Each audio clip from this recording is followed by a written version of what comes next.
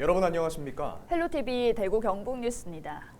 지난 시간에 이어서 다시 보는 2022 대구 경북의 올 한 해 주요 소식 전해드립니다. 지난 3월 경북과 강원 동해안에서 대형 산불이 발생했죠.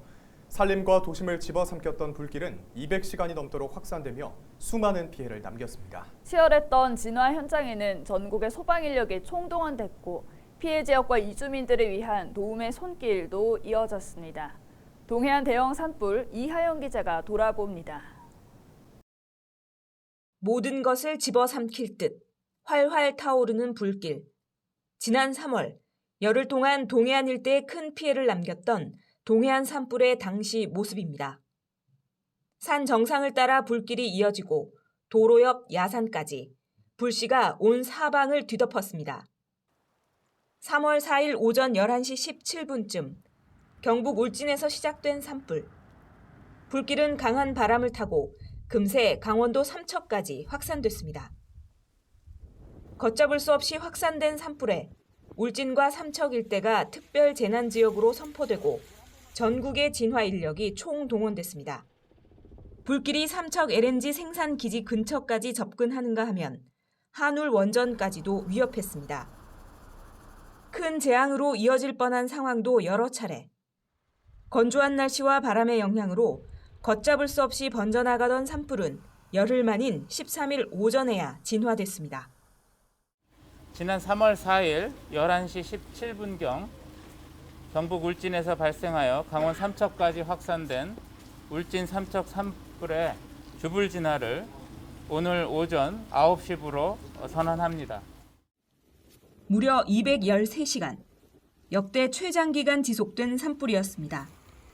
2만 헥타르가 넘는 산림이 불에 탔는데 300채가 넘는 주택과 공장, 창고 등 시설물 643곳이 피해를 입었습니다. 같은 시기 강원 강릉과 동해 지역에도 방화로 인한 대형 산불이 발생하기도 하는 등 전국 곳곳에서 건조한 봄철 산불 소식이 잇따랐습니다. 동해안 산불로 피해를 입은 이재민들을 위한 전 국민의 온정도 이어졌습니다. 이재민들이 다시 일어설 수 있도록 힘을 보내는 일반 시민들의 기부부터 기업들의 피해 지역 복구를 위한 후원까지 모두 한마음 한뜻으로 화마가 핥힌 상처를 보듬었습니다. 한편 이번 산불을 계기로 산림청은 대형 산불에 대응하기 위해 주력 진화 헬기를 초대형 기체로 전환하고 지방자치단체 임차 헬기도 중대형급으로 대체하겠다고 밝혔습니다. 헬로티비 뉴스 이하영입니다.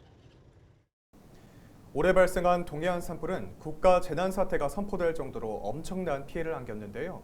삶의 터전을 잃은 이재민들도 속출했습니다. 역대 산불 기록을 다시 쓴 2022년 동해안 산불. 취재 기자와 함께 또 다른 내용들 짚어봅니다. 이하영 기자. 네, 이하영입니다. 올봄 발생했던 동해안 산불 사상 최악이라 할 정도로 역대 산불 관련 기록들을 모두 넘어섰죠. 네, 그렇습니다. 지난 3월 초 발생한 동해안 산불은 관련 기록이 있는 1986년 이후 최대 피해 면적, 단일 시군 최대, 최장 산불 진화 시간으로 기록이 됐습니다. 울진과 삼척, 강릉, 동해, 영월 등 동해안 5개 시군에 걸쳐 축구장 4만여 개의 면적인 산림 2만 4천여 헥타르가 피해를 입었는데요. 울진과 삼척이 16,302헥타르로 역대 최대 피해 면적이고 울진이 14,140헥타르로 단일 시군 최대 피해 면적을 기록했습니다. 당시 진화를 위해서 산림청 헬기는 물론 경북과 강원 외에도 다른 지방자치단체, 또 국방부, 소방청, 경찰청 등 여러 부처 소속 헬기 800여 대와 진화 인력 7만여 명이 투입이 됐는데요. 이 총 진화 시간도 213시간으로 역대 최장 시간을 기록했습니다.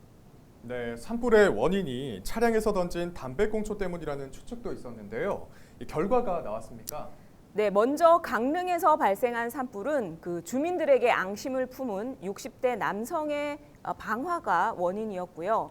이 울진에서 시작된 산불은 차량에서 던진 담배꽁초 때문이라는 그 가능성은 제기가 됐는데 직접적인 연관성은 찾지를 못했습니다.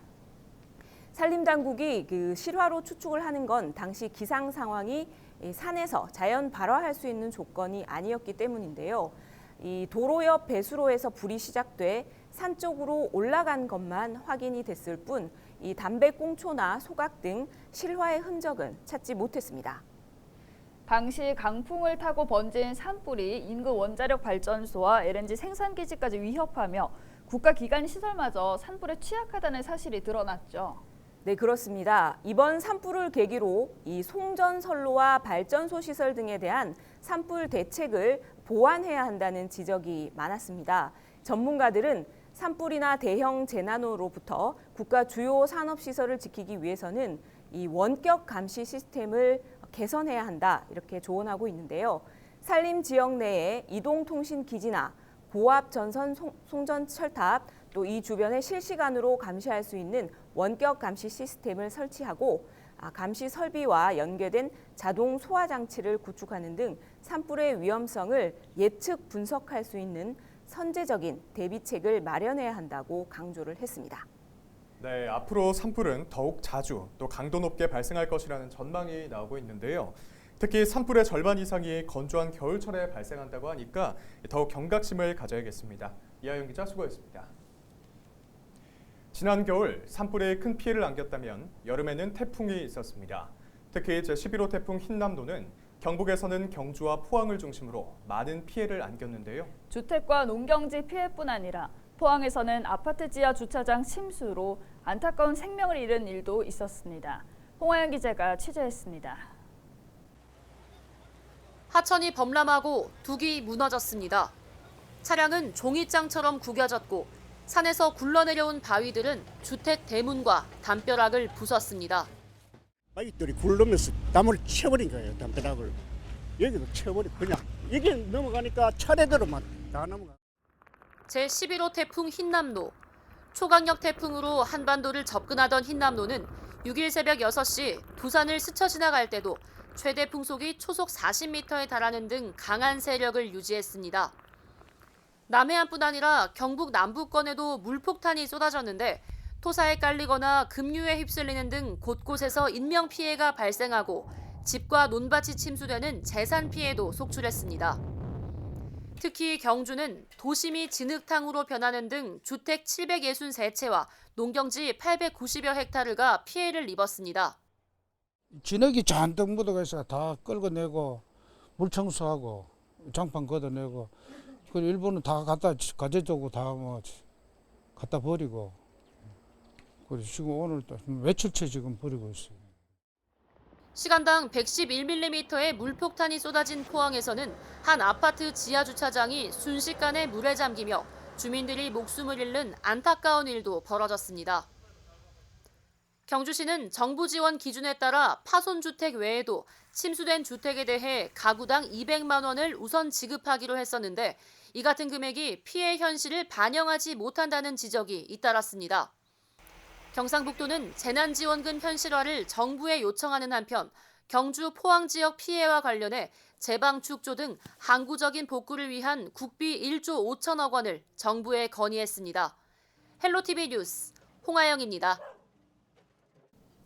태풍 흰남노로 인한 피해 어떤 것 하나도 가볍게 볼 수 없겠습니다만 특히 포항에서 발생한 지하주차장 참사는 전 국민을 안타깝게 했습니다. 저희 취재진도 지하주차장 참사를 계기로 지하시설 침수 대비에 대해 점검하기도 했는데요. 당시 어떤 결과들이 있었는지 취재기자 연결해 들어보겠습니다. 홍하영 기자, 이 포항 지하주차장 참사 원인부터 짚어주시죠. 네, 일단 정말 많은 비가 내렸습니다. 9월 5일과 6일 이틀간 포항 지역에 내린 비가 378.7mm였습니다. 상황이 이렇다 보니 인근 하천이 범람 위기를 맞았고 아파트 관리사무소는 입주민에게 지하 주차장에 있는 차량을 이동시키라고 방송합니다. 주민들이 내려갔는데 인근 하천이 범람했고 지하 주차장에 순식간에 물이 찼습니다.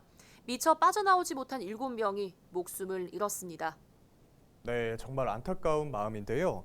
참사가 발생했던 아파트뿐만 아니라 다른 곳에서도 이런 사고가 발생할 수 있을 것 같은데요. 네, 대구 지역 10개 아파트의 침수 대비 상황을 확인해 봤습니다. 일단 물이 들어왔을 때 지상으로 퍼낼 수 있는 배수 펌프는 모두 갖추고 있었는데요.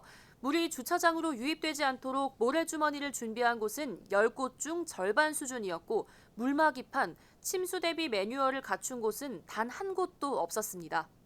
네, 법적으로도 좀 더 강한 조치가 필요할 것 같은데 이 국토부가 공동주택 안전관리와 관련해 법안을 개정해 입법 예고 중이라고요?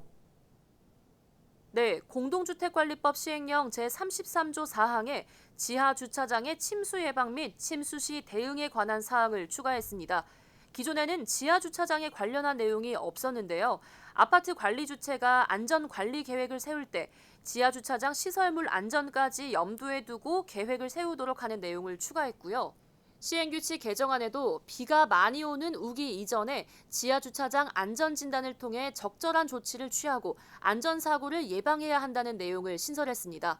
포항 지하 주차장 인명피해에 따른 시설물 안전관리를 강화하겠다는 의지를 확인할 수 있었습니다.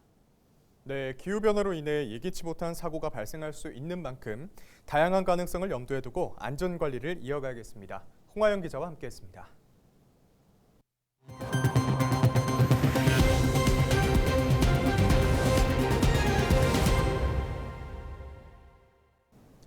대구 경북 통합신공항의 선결 조건이었던 군의군의 대구 편입이 결정됐습니다.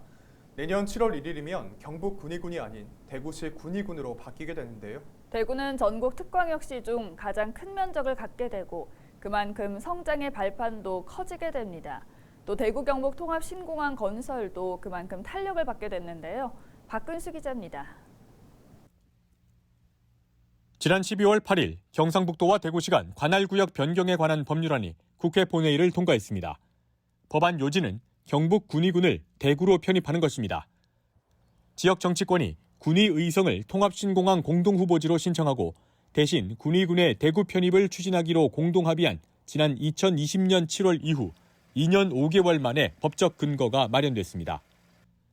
군의의 대구 편입 시점은 2023년 7월.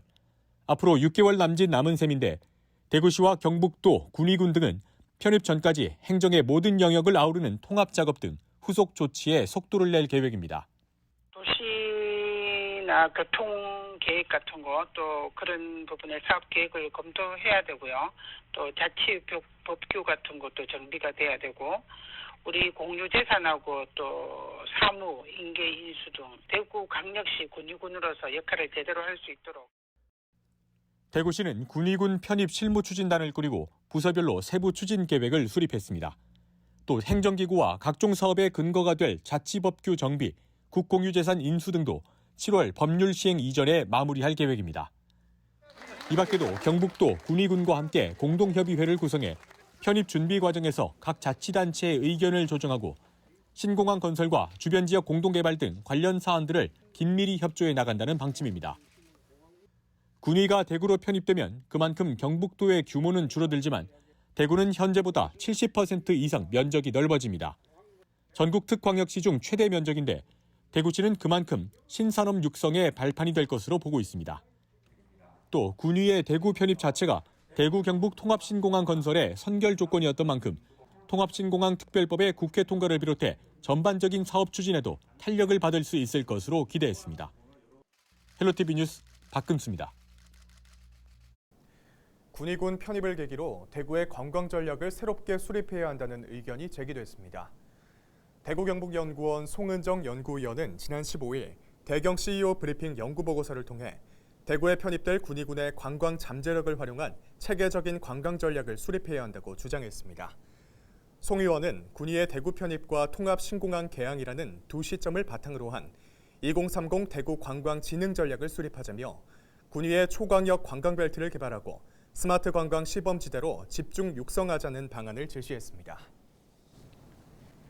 지금까지 사흘에 걸쳐서 올 한 해 대구 경북에서 이슈가 됐던 주요 소식들 10가지를 짚어봤습니다. 2023년 새해에는 아프고 슬픈 소식보다 기쁘고 희망찬 소식들이 많았으면 좋겠습니다. 저희도 밝은 소식들을 더 많이 찾아서 시청자 여러분께 전해드리겠습니다. 이상으로 뉴스를 마칩니다. 함께해 주신 여러분 고맙습니다.